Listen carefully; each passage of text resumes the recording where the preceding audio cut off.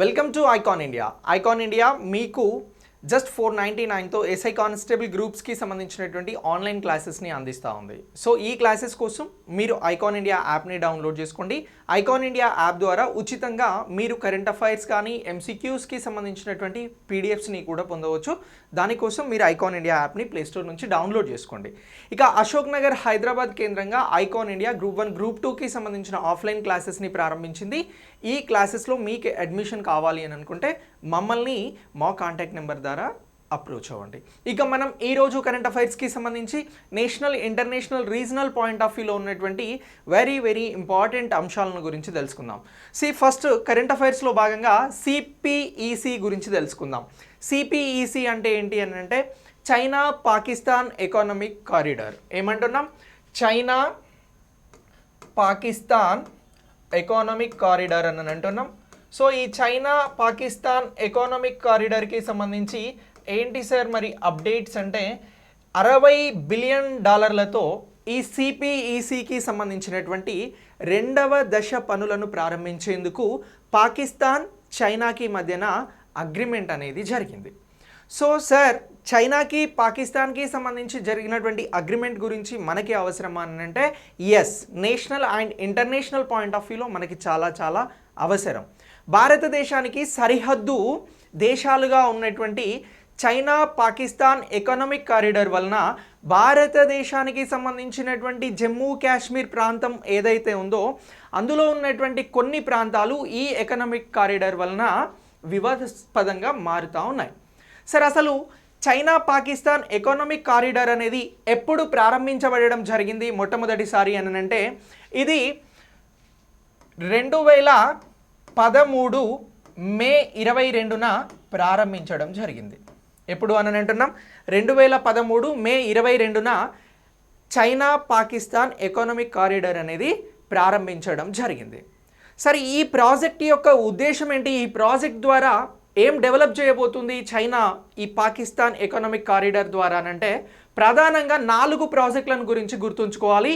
ఈ China Pakistan economic కారిడార్లో ఏం చేస్తూ ఉందనంటే హై స్పీడ్గా వెహికల్స్ వెళ్ళేందుకు రోడ్స్ నిర్మాణాన్ని చేపడతా ఉంది,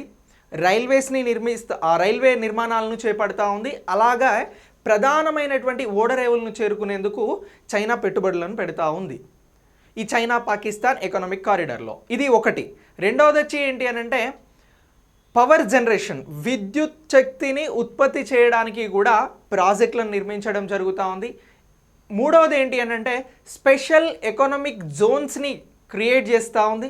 దీంతోపాటు పబ్లిక్ ట్రాన్స్పోర్టేషన్ అంటే మాస్ ట్రాన్స్పోర్టేషన్ని కూడా ఈ ప్రాజెక్ట్లో భాగంగా డెవలప్ చేస్తూ ఉంది ఈ చైనా పాకిస్తాన్ ఎకనామిక్ కారిడార్లో భాగంగా. ఏమంటున్నాను? 4 ప్రాజెక్టులను ప్రధానంగా తీసుకున్నారు అని అంటున్నాం.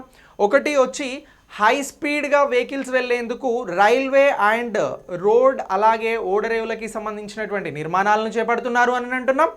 దీంతో పాటు స్పెషల్ ఎకనామిక్ జోన్స్ని క్రియేట్ చేస్తూ ఉన్నారు. అలాగే పవర్ జనరేషన్కి సంబంధించి విద్యుత్ శక్తి కోసం వివిధ ప్రాజెక్టులని డెవలప్ చేస్తున్నారు. అలాగే మాస్ ట్రాన్స్పోర్టేషన్కి సంబంధించి పబ్లిక్ ట్రాన్స్పోర్టేషన్కి సంబంధించినటువంటి నిర్మాణాలను చేస్తూ ఉన్నారు అని అంటున్నాం. సో ఇంత కీలకమైనటువంటి ఈ చైనా పాకిస్తాన్ ఎకనామిక్ కారిడార్ అనేది జమ్మూ కాశ్మీర్ గుండా వెళ్తూ ఉంది. ఏ ప్రాంతం నుంచి వెళ్తుంది అని అంటున్నాం? జమ్మూ కాశ్మీర్ నుంచి వెళ్తూ ఉంది.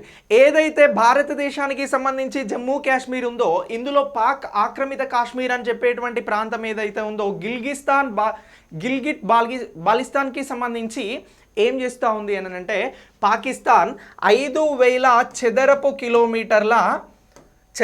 కిలోమీటర్ల ప్రాంతాన్ని ఈ ప్రాజెక్ట్లో భాగంగా చైనాకు అప్పగించడం జరుగుతూ ఉంది. అయితే దీనికి సంబంధించి ఇప్పుడు భారత్ దీన్ని వ్యతిరేకిస్తూ వస్తూ ఉంది. సో ఇలా ఈ చైనా పాకిస్తాన్ ఎకనామిక్ కారిడార్కి సంబంధించి ఇటీవల పాకిస్తాన్ ప్రైమ్ మినిస్టర్ ఇమ్రాన్ ఖాన్ చైనాలో పర్యటిస్తూ ఉన్నారు.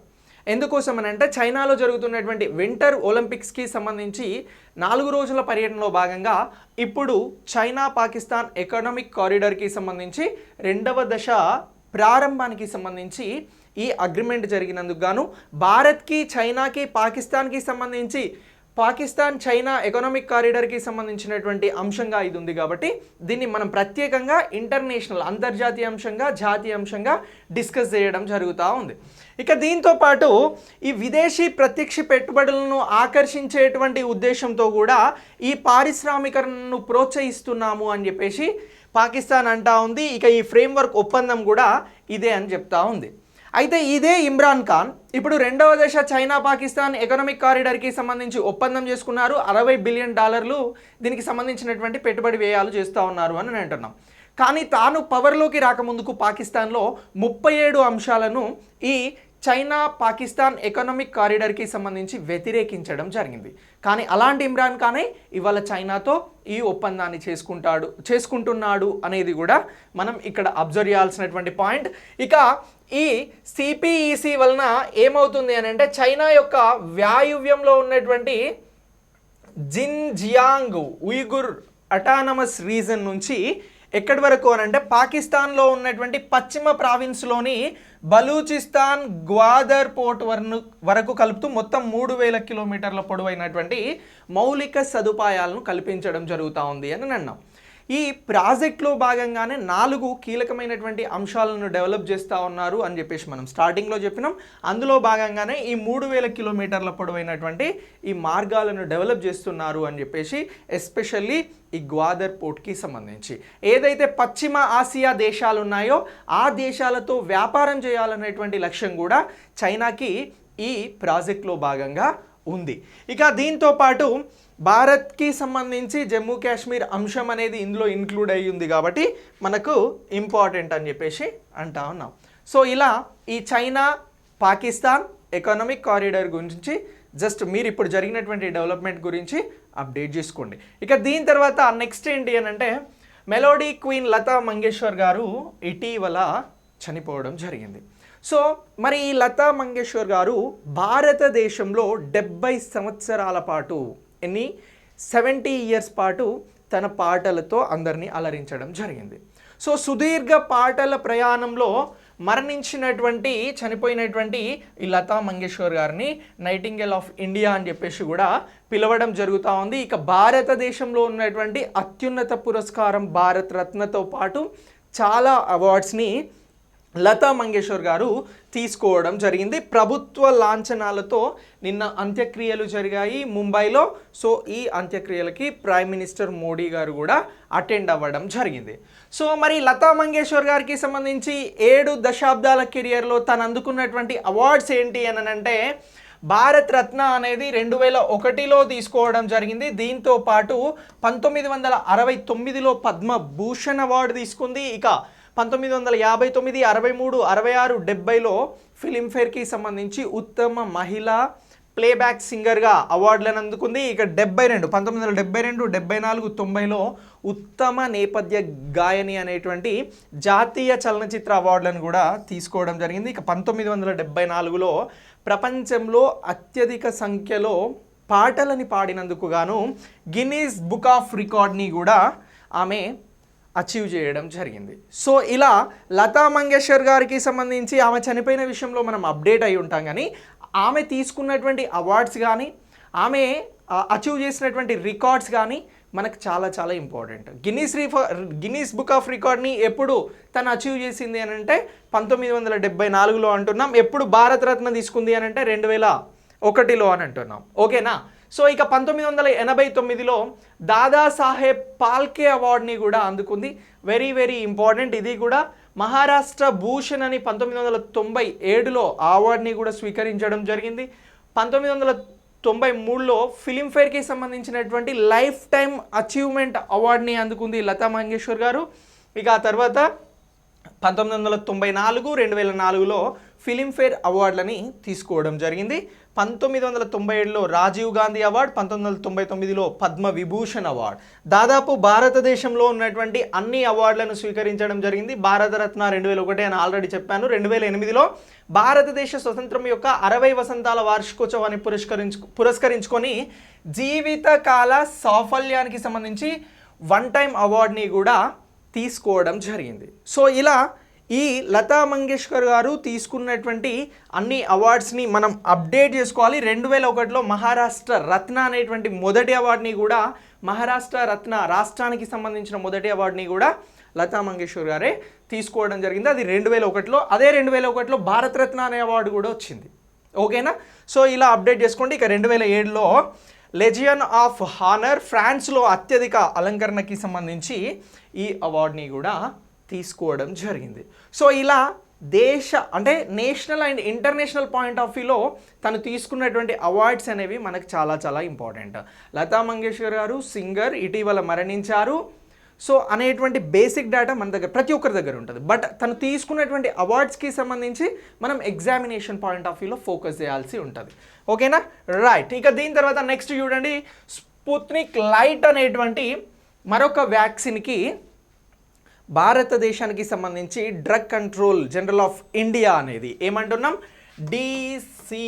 Drug control general of India DCGI ఆమోదం అనేది తెలిపింది.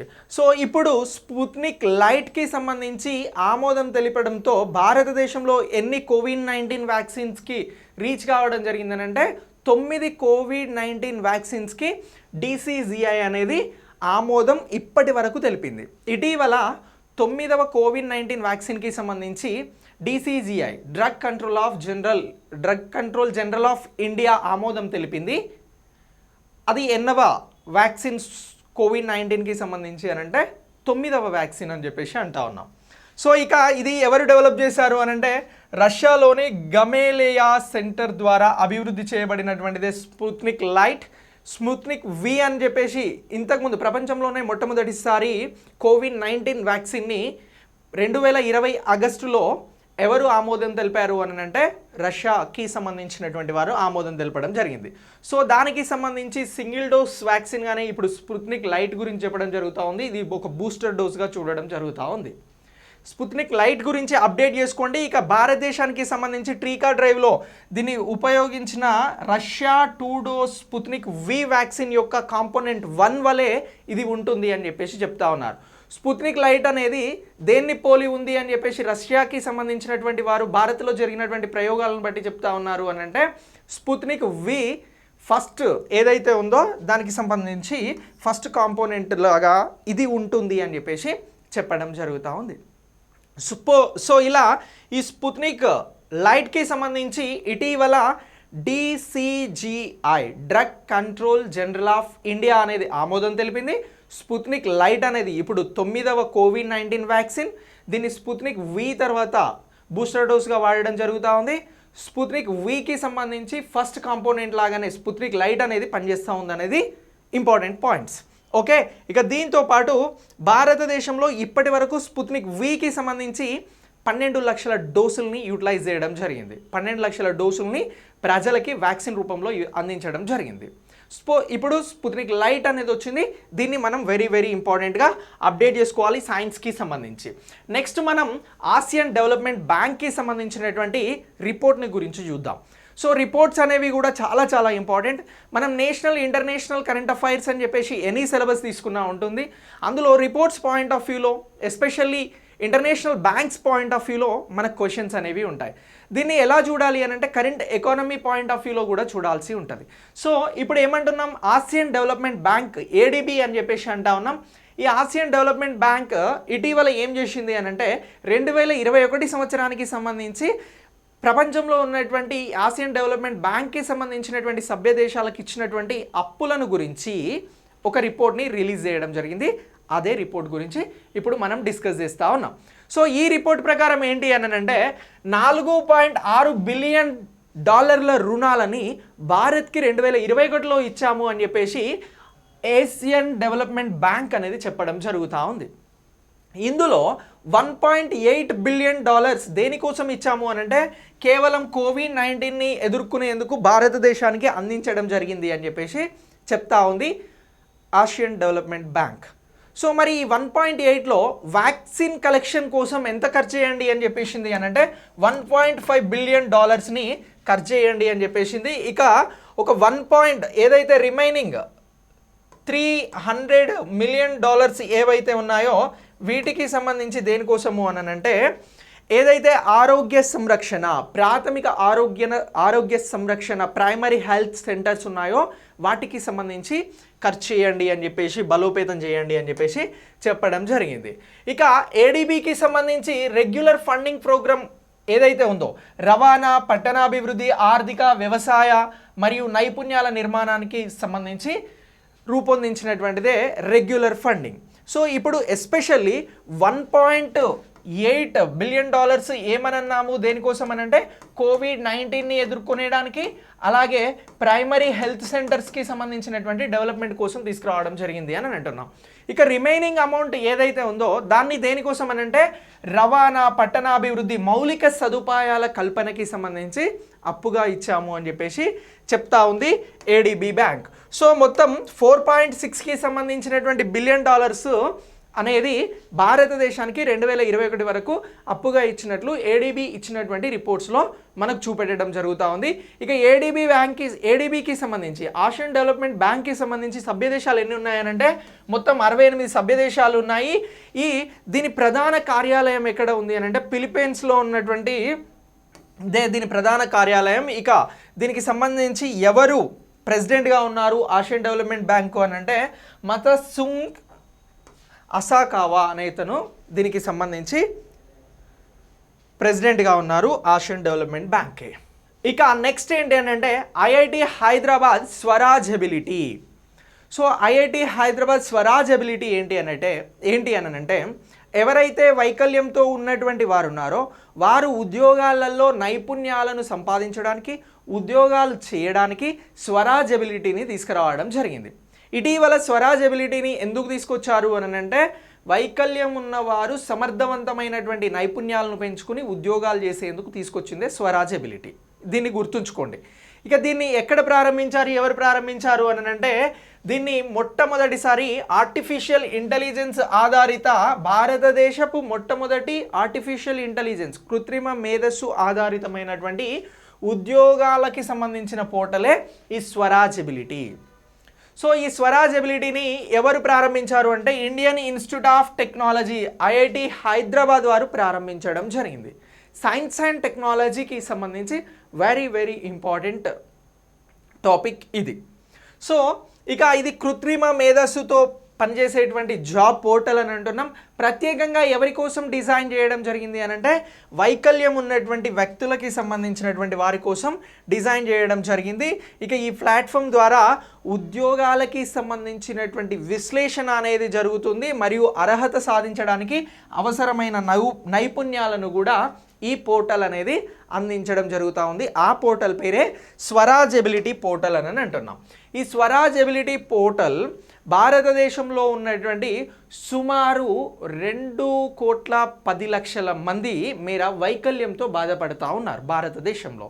సో ఇందులో చాలామంది బడుగు బలహీన వర్గాల వారికి ఉన్నారు.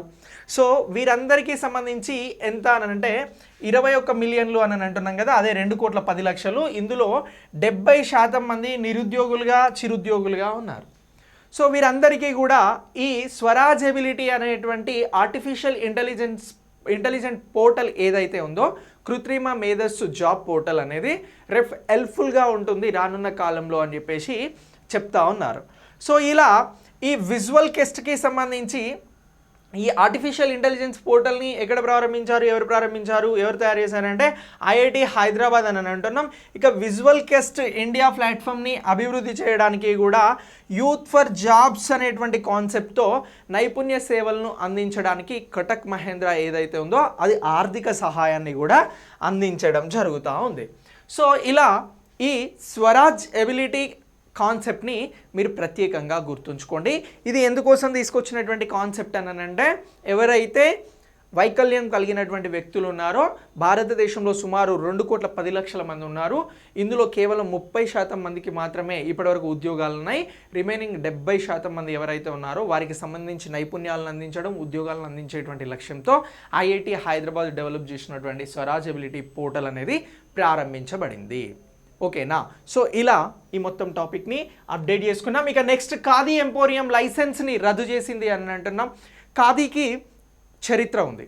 సో దీనికి సంబంధించి ముంబైలో ఉన్నటువంటి ఈ ఖాదీ మరియు విలేజ్ నాట్ ముంబైలో ఉన్నటువంటి ఒక ఖాదీకి సంబంధించినటువంటి వారు ఏం చేస్తున్నారు అని అంటే ఖాదీని ఒరిజినల్ కాకుండా డూప్లికేట్గా దాన్ని క్రియేట్ చేసి అంటే ఉత్పత్తి అనేది వారి ఇష్టం వచ్చినట్టు చేస్తూ నడిపిస్తూ ఉన్నారు.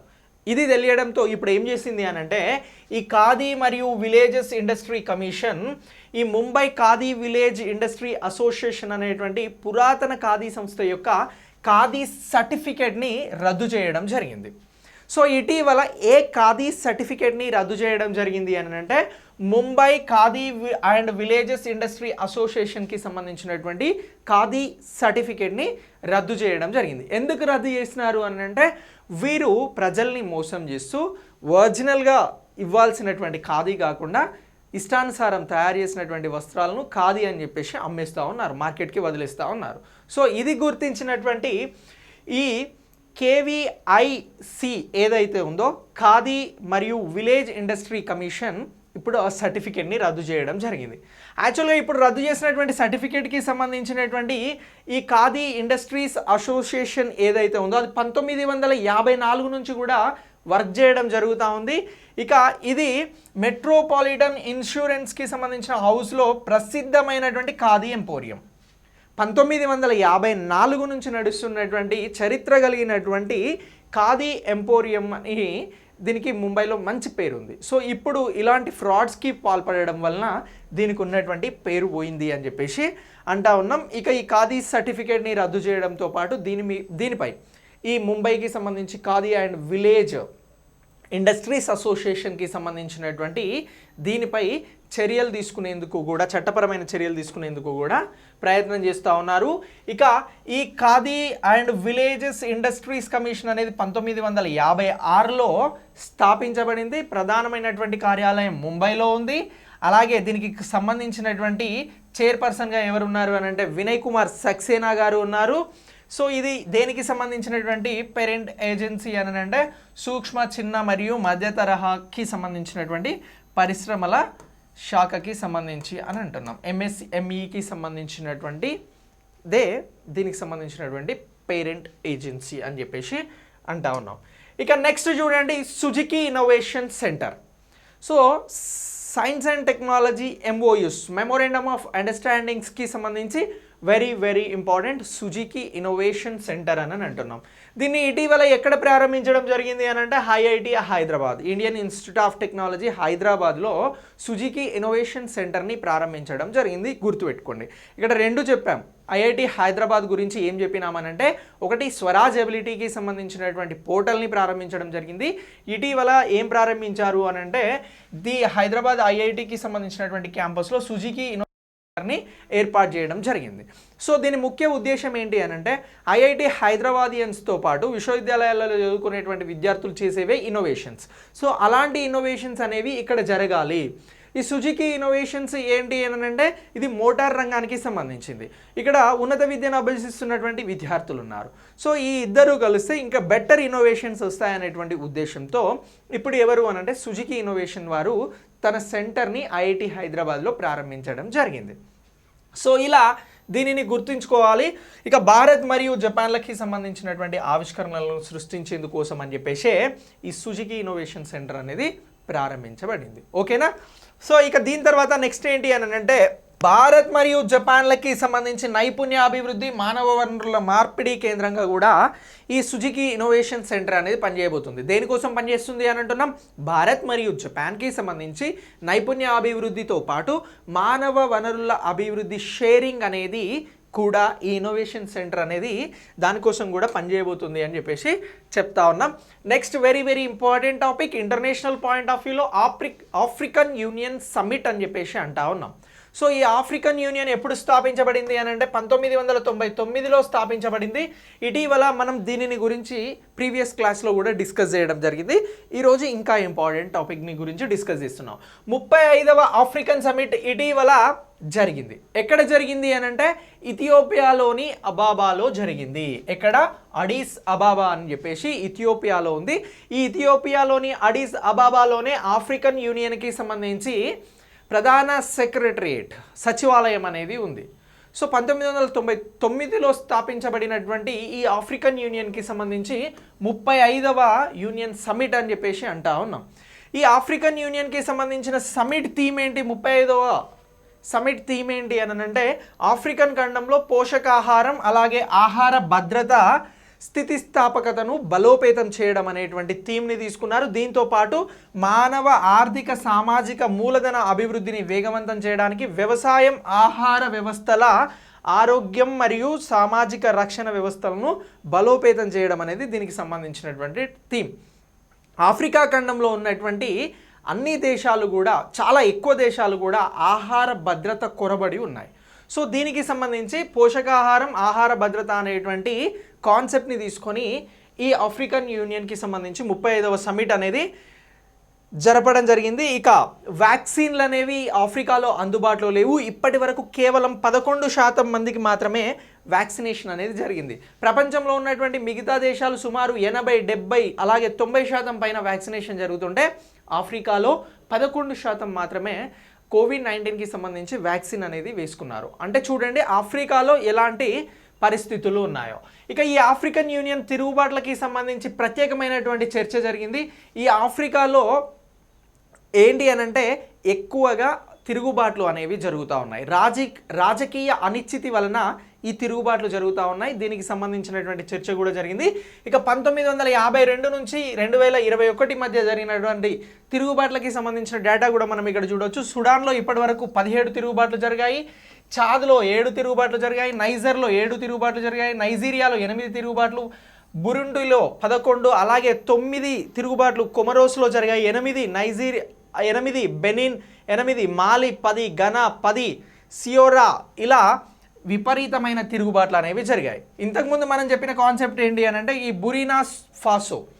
బుర్కినా ఫాసో అనేటువంటి దేశాన్ని ఆఫ్రికా నుంచి ఇటీవల దాన్ని అంటే వెలివేయడం జరిగింది, బయటికి పంపించడం జరిగింది. ఆఫ్రికన్ యూనియన్లో మొత్తం 55 దేశాలు ఉన్నాయి. ఈ 55 దేశాల నుంచి ఈ బుర్కినా ఫాస్కో అనేటువంటి దేశం ఏదైతే ఉందో దీనిని మేము బహిష్కరిస్తున్నాము అని చెప్పేసి ఈ ఆఫ్రికా యూనియన్ అనేది చెప్పడం జరిగింది. సో ఇలాంటి తిరుగుబాట్లు, రాజకీయ అనిశ్చితికి సంబంధించినటువంటి అంశాలను గురించి కూడా చర్చించడం జరిగింది. సో ఇలా ఈ అంశం అనేది మనకు చాలా చాలా ఇంపార్టెంట్. ఇంకా ఈ సమిట్లో ఉన్నటువంటి ప్రధాన అంశం ఏంటి అని అంటే ఇంటర్నేషనల్ పాయింట్ ఆఫ్ వ్యూలో మనం తెలుసుకోవాల్సింది ఇజ్రాయెల్కి సంబంధించి పరిశీలక హోదాను ఇవ్వాలి అని చెప్పేసి కూడా ఈ ఆఫ్రికన్ యూనియన్ అనేది ప్రయత్నం చేయడం జరుగుతూ ఉంది. దీన్ని ఏం చేసిందంటే పాలస్తీనా తిరస్కరించడం జరుగుతూ ఉంది. పాలస్తీనా ఏమంటుంది? ఇజ్రాయెల్కి పరిశీలక హోదా ఇవ్వాల్సిన అవసరం లేదు అని చెప్పేసి కూడా దాన్ని ఉపసంహరించుకోవాలి అని చెప్పేసి కూడా ఆఫ్రికన్ యూనియన్ని కోరడం జరిగింది. సో ఇలా ఈ ఆఫ్రికన్ యూనియన్కి సంబంధించి 35వ సమిట్, దానికి సంబంధించినటువంటి థీమ్, ఈ థీమ్తో పాటు అక్కడ జరిగినటువంటి ప్రధానమైన చర్చలు, ఆఫ్రికా యూనియన్లో జరుగుతున్నటువంటి దేశాలలో జరుగుతున్నటువంటి తిరుగుబాట్లు, వీటినన్నింటిని గురించి కూడా మనం ఇక్కడ అప్డేట్ అవుతే మనకి ఇంటర్నేషనల్ పాయింట్ ఆఫ్ వ్యూలో ఈ అంశం చాలా చాలా ఉపయోగపడుతుంది. ఇక నెక్స్ట్ జాయింట్ మగ్నెల్లన్ టెలిస్కోప్ అని చెప్పేసి అంటా ఉన్నాం. సో ఈ టెలిస్కోప్ ఏంటి అని అంటే హబుల్ స్పేస్ టెలిస్కోప్ కంటే కూడా 10 రెట్లు ఎక్కువగా ఉన్నటువంటిదే ఈ జాయింట్ మగ్నెల్లాన్ టెలిస్కోప్ అని చెప్పేసి అంటా ఉన్నాం. ఈ జాయింట్ మగ్నెల్లాన్ టెలిస్కోప్ ఏదైతే ఉందో ఇది భూ ఆధారిత టెలిస్కోప్ అని అంటున్నాం. ఇక దీనికి సంబంధించి నిర్మాణంలోనే ఉంది ప్రజెంట్ ఈ టెలిస్కోప్. ఏ టెలిస్కోప్? జాయింట్ మగ్నెల్లాన్ టెలిస్కోప్ అనేది ప్రస్తుతం నిర్మాణంలోనే ఉంది. దీనికి సంబంధించి ఈ టెలిస్కోప్ని ఈ ప్రాజెక్ట్ని ఎవరి అధ్యక్షతన అంటే ఎవరి అండర్లో దీన్ని పర్యవేక్షిస్తున్నారు అని అంటే యునైటెడ్ స్టేట్స్ ఆఫ్ అమెరికా. దీంతో పాటు ఈ ప్రాజెక్టులో ఇంకా ఏ దేశాలు ఇన్వాల్వ్ అవుతున్నాయి, జాయింట్ వెంచర్గా ఏ దేశాలు ఉన్నాయని అంటే ఆస్ట్రేలియా ఉంది, దక్షిణ కొరియా కూడా ఈ ప్రాజెక్ట్లో భాగంగా ఉంది. ఇక దీనికి సంబంధించి 7 ప్రైమరీ మిర్రర్ సెగ్మెంట్లను ఈ జాయింట్ మగ్నెల్లాన్ టెలిస్కోప్ అనేది కలిగి ఉంది. సో ఇందులో ఎన్ని మిర్రర్ సెగ్మెంట్లు ఉన్నాయి అని అంటే 7 అని చెప్పేసి మనం గుర్తుంచుకోవాల్సి ఉంటుంది. ఇక ఈ టెలిస్కోప్ అనేది సేకరణ ప్రాంతం ఎంత ఉంటుంది అంటే 368 చదరపు మీటర్లుగా ఉంటుంది. ఒకేసారి అంతా ఇది గ్రాప్ చేయగలుగుతుంది అని చెప్పేసి కూడా చెప్తా ఉన్నాం. ఇక చిలీలో ఉన్నటువంటి లాస్ కంపానస్ అబ్జర్వేటరీలో ఈ టెలిస్కోప్ని ఏర్పాటు చేస్తూ ఉన్నారు. సో ఏదైతే ఇప్పుడు తీసుకొస్తున్నటువంటి జాయింట్ మగ్నెల్లాన్ టెలిస్కోప్ని ఎక్కడ ఏర్పాటు చేస్తూ ఉన్నారు అని అంటే ఈ ప్రాంతాన్ని మనం గుర్తుంచుకోవాలి. చిలీకి సంబంధించి లాస్ కాంపానాస్ అబ్జర్వేటరీ అని చెప్పేసి గుర్తుంచుకోవాల్సి ఉంటుంది. మరి ఎవరు సార్ ఈ జాయింట్ మగ్నెల్లాన్ అనేటువంటి పేరుని ఎక్కడి నుంచి తీసుకున్నాము అని అంటే ఇతను పోర్చుగీస్కి సంబంధించినటువంటి అన్వేషకుడు. ఇతను 16వ శతాబ్దానికి సంబంధించినటువంటి అతని పేరు మీదుగా ఇప్పుడు ఈ జాయింట్ మగ్నెల్లాన్ టెలిస్కోప్ అని చెప్పేసి పేరు పెట్టడం జరిగింది. టెలిస్కోప్కి సంబంధించి ఇది హబుల్ టెలిస్కోప్ కంటే 10 రెట్లు ఎక్కువ అయింది అని అంటున్నాం, పెద్దది అని అంటున్నాం. దీనికి పెట్టినటువంటి పేరే ఈ మగ్నెల్లాన్. ఇతను పోర్చుగీస్కి సంబంధించినటువంటి అన్వేషకుడు, 16వ శతాబ్దానికి సంబంధించిన తను. సో అతనికి సంబంధించి ఈ ప్రాజెక్ట్ అనేది ఇప్పుడు నిర్మాణంలో ఉంది అని చెప్పేసి కూడా చెప్తా ఉన్నాం. చిలీలో దీనికి సంబంధించి ఏర్పాట్లు జరుగుతూ ఉన్నాయని అంటున్నాం. ఇందులో ఎవరెవరు భాగస్వాములుగా ఉన్నారు అని అంటే బ్రెజిల్ ఉంది, అలాగే ఆస్ట్రేలియా ఉంది, దక్షిణ కొరియా ఉంది. సో యుఎస్కి సంబంధించి పర్యవేక్షణ అనేది ఈ ప్రాజెక్ట్కి సంబంధించి జరుగుతూ ఉంది. ఇక చిలీ ఆతిథ్య దేశంగా ఉంది. కెనడాకి చెందినటువంటి WSP అనేటువంటి సంస్థ 2018లో టెలిస్కోప్కి సంబంధించినటువంటి నిర్మాణ కాంట్రాక్ట్ని పొందింది. మరి దీన్ని నిర్మాణం చేస్తున్నటువంటి కాంట్రాక్ట్ చేస్తున్నటువంటి సంస్థ ఏది అని అంటే WSP అనేటువంటి కంపెనీ. ఇది కెనడాకి సంబంధించింది. ప్రాజెక్ట్లో ఎవరెవరు ఉన్నారు? US, బ్రెజిల్, ఆస్ట్రేలియా, దక్షిణ కొరియా ఉంది. దీని నిర్మాణం చేపడుతున్నది ఎక్కడ? చిలీలో. సో దీన్ని నిర్మిస్తున్నటువంటి సంస్థ ఏ దేశానికి చెందింది? కెనడా. సో ఇలా ఈ అంశాలని మొత్తం కూడా మనం అప్డేట్ చేసుకోవాలి. ఇక దీనికి సంబంధించి ఆప్టికల్ సిస్టమ్ అనేది ఏదైతే ఉందో డయామీటర్, ఎపర్చూర్ డయామీటర్ అని చెప్పేసి అంటాం. దీనికి సంబంధించి కాంతి పుంజం యొక్క గరిష్ట వ్యాసం అనేది కూడా పెద్దదే అని చెప్పేసి అంటున్నాం. ప్రపంచంలోనే అతిపెద్ద టెలిస్కోప్లకి సంబంధించి ఎపర్చర్ డయామీటర్లలో వాటిని కొలుస్తూ ఉంటారు. ఇక దానికి సంబంధించి జాయింట్ మగ్నెల్లాన్ టెలిస్కోప్ అనేది 24.5 మీటర్లతో ఉంది. ఇక కేక్ టెలిస్కోప్ అనేది 10 మీటర్ల వ్యాసార్థాన్ని కలిగి ఉంది. గ్రాండ్ టెలిస్కోపిక్ కెనారియస్ అనేది 10.4 మీటర్లతో ఉంది. ఇక చాలా పెద్ద టెలిస్కోప్స్ అనేవి కూడా ఇలా మీటర్లలో వాటికి సంబంధించినటువంటి వ్యాసాన్ని కొలుస్తూ ఉన్నాం. సో ఇలా మీరు మగ్నెల్లాన్ టెలిస్కోప్కి సంబంధించినటువంటి అంశాన్ని అప్డేట్ అవ్వండి. సో ఇక నెక్స్ట్ యూజీసీకి సంబంధించి కొత్త చైర్మన్గా జగదీష్ కుమార్ అనే అతన్ని నియమించడం జరిగింది. విద్యా మంత్రిత్వ శాఖకి సంబంధించి ఏదైతే యూజీసీ అనేది ఉందో దీనికి సంబంధించి కొత్త చైర్మన్ జగదీష్ అని చెప్పేసి అంటా ఉన్నాం. ఇక ఈ జగదీష్ గారు ఇంతకుముందు ఏం వర్క్ చేశారు అని అంటే జవహర్లాల్ నెహ్రూ యూనివర్సిటీ న్యూఢిల్లీ ఏదైతే ఉందో దీనికి సంబంధించి వైస్ ఛాన్సలర్గా ఇతను పనిచేయడం జరిగింది. ఇతన్ని ఎవరు నియమించారు అని అంటే అప్పుడున్నటువంటి రాష్ట్రపతి ప్రణబ్ ముఖర్జీ గారు నియమించడం జరిగింది. ఆ తర్వాత ఇతను యూజీసీకి సంబంధించి కొత్త చైర్మన్గా నియమించబడతా ఉన్నాడు. ఇక జగదీష్ కంటే ముందు ఎవరు యూజీసీకి సంబంధించినటువంటి చైర్మన్గా ఉన్నారు అని అంటే డిపి సింగ్ అనేటువంటి అతను చైర్మన్గా పనిచేయడం జరిగింది. ఇక ఈ జగదీష్ కుమార్ గారు ఎక్కడ అనంటే తెలంగాణ ప్రాంతానికి సంబంధించినటువంటి అతను. ఇక ఇతను చాలా వివాదాస్పదుడు అనేటువంటి అది కూడా ఉంది. దీంతోపాటు ఇతనికి కరాటేలో మంచి ప్రావీణ్యం కలిగి ఉన్నటువంటి వ్యక్తి. ఇక దీని తర్వాత నెక్స్ట్ చూడండి, భారత్కు 1000వ వన్డే మ్యాచ్ అనేది జరిగింది. ఎవరితో జరిగింది అని అంటే వెస్టిండీస్తో జరిగింది. సో ఈ 1000వ మ్యాచ్లో భారత్ ఎప్పుడు ఆడింది? 1000వ మ్యాచ్ అంటే ఫిబ్రవరి 6న ఆడింది. సో రోహిత్ శర్మ సారథ్యంలో 1000వ మ్యాచ్ అనేది భారత్ ఆడడం జరిగింది. వెస్టిండీస్తో ఆడింది. ఈ మ్యాచ్లో భారత్ అనేది గెలిచింది. సో మరి భారత్ తర్వాత అత్యధిక మ్యాచ్లు ఆడింది ఏ దేశము అని అంటే ఆస్ట్రేలియా ఉంది. వన్డే మ్యాచ్లకి సంబంధించి చెప్తా ఉన్నాం. 958 వన్డేలతో ఆస్ట్రేలియా అనేది సెకండ్ ప్లేస్లో ఉంది. ఇక ఆస్ట్రేలియా తర్వాత నెక్స్ట్ పాకిస్తాన్ ఉంది 963 వన్డేలతో. సో మొత్తం మీద ఐసీసీకి సంబంధించి ఇంటర్నేషనల్ క్రికెట్ కౌన్సిల్కి సంబంధించి ఏవైతే ఈ వన్డేస్ ఉన్నాయో ఈ వన్డేస్కి సంబంధించి భారత్ అనేది 1000 వన్డేలను ఇటీవల పూర్తి చేయడం జరిగింది. స్పోర్ట్స్కి సంబంధించి వెరీ ఇంపార్టెంట్గా గుర్తుంచుకోండి. ఇక అండర్-19 ప్రపంచ కప్ని కూడా భారతే గెలవడం జరిగింది 2022కి సంబంధించి. సో ఈ అండర్-19 వరల్డ్ కప్ మ్యాచ్ ఎక్కడ జరిగిందంటే యాంటిగ్వాలోని సర్ విలియం రిచార్డ్ స్టేడియంలో జరిగింది. ఇది ఇంగ్లాండ్ను ఓడించి భారత్ ఈ కప్ని సాధించడం జరిగింది అండర్-19కి సంబంధించి. సో భారత్ ఇలా అండర్-19 సాధించడం అనేది ఇది 5వసారి. సో అలాగే 2000 సంవత్సరంలో వచ్చింది వరల్డ్ కప్ అండర్-19, 2008, 2012, 2018 ఇలా అండర్-19 ట్రోఫీలను గెలుస్తూ వస్తూ ఉంది. ఇప్పుడు 5వ ట్రోఫీని 2022లో సాధించడం జరిగింది అని అంటున్నాం. మరి ఇప్పటివరకు ఎవరెవరు కెప్టెన్గా ఉన్నప్పుడు ఈ అండర్-19 వరల్డ్ కప్ని గెలవడం జరిగింది అని అంటే 2000, 2008, 2012, 2018 అని అన్నాం కదా. ఇప్పుడు 2022. సో మహమ్మద్ కైఫ్, విరాట్ కోహ్లీ, ఉన్ముక్త్ చంద్ మరియు పృథ్వీ షా, ఆ తర్వాత 5వసారి భారత్ కెప్టెన్గా యాష్ దూల్. సో ఇది ప్రజెంట్. సో ఇలా ఈ 5గురి సారథ్యంలో కూడా అండర్-19కి సంబంధించినటువంటి వరల్డ్ కప్ని భారత్ అనేది సాధించడం జరిగింది. స్పోర్ట్స్కి సంబంధించి 2 పాయింట్స్ని బాగా గుర్తుంచుకోండి. ఒకటి, ఇటీవల వన్డే మ్యాచ్లకి సంబంధించి భారత్ 1000 మ్యాచ్లను పూర్తి చేసుకోవడం జరిగింది. దీని తర్వాత ఆస్ట్రేలియా ఉంది, ఆ తర్వాత పాకిస్తాన్ ఉంది అని అంటున్నాం. వరల్డ్ కప్కు సంబంధించి అండర్-19 వరల్డ్ కప్ అనేది భారత్ ఇటీవల సాధించడం జరిగింది, ఇంగ్లాండ్ని ఓడించి. సో దీనికి సంబంధించి యాష్ దూల్ అనే తన కెప్టెన్ సారథ్యంలో ఈ వరల్డ్ కప్ అనేది రావడం జరిగింది. ఇప్పటి వరకు 2000, 2008, 2012, 2018, ఆ తర్వాత 2022లో భారత్కి అండర్-19 వరల్డ్ కప్స్ రావడం జరిగింది. సో ఇలా ఈ రోజుకి సంబంధించినటువంటి కరెంట్ అఫైర్స్ని మీరు అప్డేట్ చేసుకోండి. నెక్స్ట్ కరెంట్ అఫైర్స్తో మళ్ళీ కలుద్దాం. Thanks for watching.